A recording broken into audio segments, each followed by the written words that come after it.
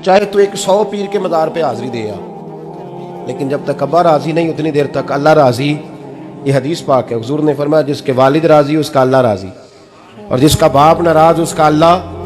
ہاں بے شک، اب یہ حدیث ہے نا، تو سارے ولی ایک طرف بیٹھ جائیں، کہیں یا اللہ بخش دے مرید کو، لیکن اگر ابا کہے یا اللہ نہ معاف کرنا، تو اللہ ان اولیاء کی نہیں مانتا، والد کی مانتا ہے۔ اس لیے بلے شاہ آسمانی اڈ دیاں پڑھنا ہے، جیڑا گھر بیٹھا انہوں پڑھیا ہی نہیں۔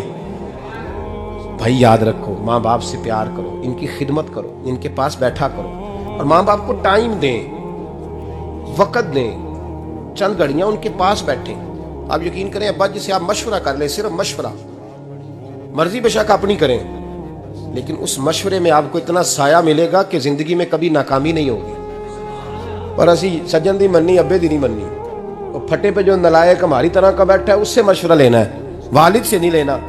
باپ کے پاس بیٹھیں، اس سے مشورہ لیں۔